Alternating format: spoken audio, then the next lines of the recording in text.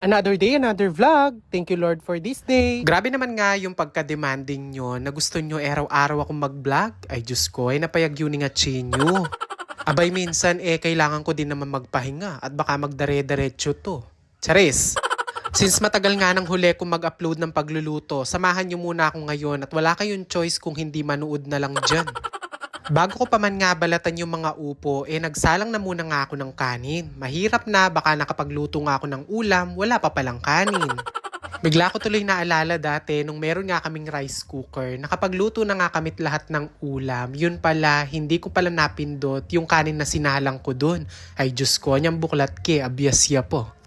Anyway, kung hindi man po ako makapag-upload ng mga vlog ko na nagluluto ako, at least ina-update ko naman kayo sa mga nangyayari sa buhay ko. O diba, seselane mo itang basher ko, ang po itang marites na manalbeka na ako.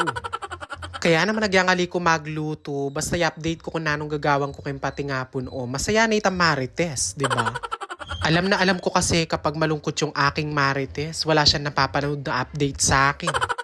O siya, tama na muna yung chismis at magumpisa na nga tayong magluto. The first thing I did, taray, nakapag-English. Balo yun niya kay Nare kasi kay balo yung English na nining upo. O siya, back to Tagalog na mo. Ang una kong ginawa, binalatang ko muna tong upo. Kung minsan nakakapag-English ako tapos hindi tama yung grammar ko o hindi tama sa pandinig nyo, kayo na lang muna yung mag-adjust. Total, hindi ko naman kayo kasama. Aba, lagi na lang wari ako yung nag-a-adjust. Sabay sama-sama tayo sa hirap at ginhawa, 'di ba? Mabilisan ko na nga nabalatan yung upo kasi nga naka-fast forward yung video. So after that, heto, hiniwa-hiwa ko na. Kung maselang kayo sa paghihiwa, gawin yung rectangle, star, o kaya square, ganon. Para at least pag kinakain nyo, presentable pa rin yung upo nyo. Charis! Bata at sariwa pa naman itong upo na binigay sa amin, kaya naman isinama ko na yung buto. Diyos ko, laman tiyan din yan. Pero kung senior citizen na yung upo, abay wag nyo nang lutuin. Diyos ko, potayan pa yung dahilan ng pangabunguyo. Charis! Ilang araw na din kasi kami nagkakarne, kaya naman for today's video, maglubay-lubay muna tayo at baka magka-coffee party at umilaw na maliwanag yung bahay. Ay syempre, tamo po pwede ka rin, dakal tamo pa buringgawan.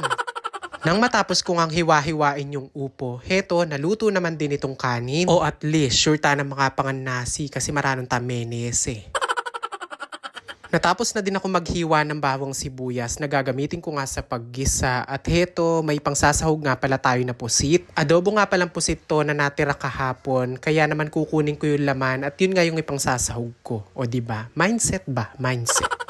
Bumili nga din pala ako ng 1 kilong baboy, kaya lang nakachicharon na, kaya ayan, konti lang. And of course, binanlawang ko na din pala itong upo na pinaghihiwa natin kanina. Baka sabihin nyo, hindi ko hinuhugasan. Di ko lang nabidyohan pero nahugasan po yun. Sa aking kawaling gamit na gamit, naglagay ako ng mantika at pinainit. Tapos nilagay ko na din itong bawang at sibuyas. Ay rugo, pinagsabay ko nang ilagay. Baka kasi magtampo kapag merong nauna After nga lumabas yung aroma ng bawang sibuyas, naglagay nga pala ako dito ng pamintang pino. Gustong gusto ko nilalagay ito habang ginigisa para malasa at masarap. Yung tipong maanghang kahit hindi ka naglagay na sili. Ganun.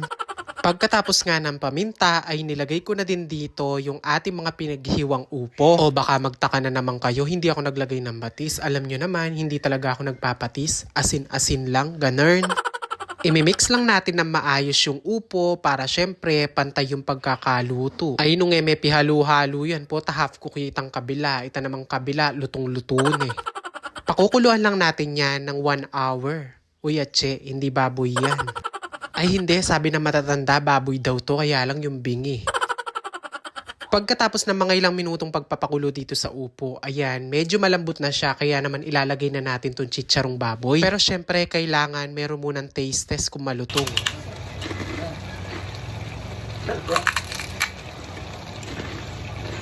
Ay rugo, malutong neman pero tinyang parting bala mo ba to? Digso na lamay ngagisan day ngipang ko.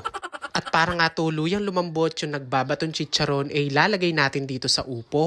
Anong akala nyo hindi ko lalagay? Abay sayang, napakamahal ng chicharon na yan. Bali ito nga palang adobong pusit, tinanggalan ko na nasabaw. Tapos yung laman pinaghihiwa ko at ayan nilagay ko na din dito. Ay rugo, buti tinanggal ko talaga kung hindi naging dinuguan tong upo na to.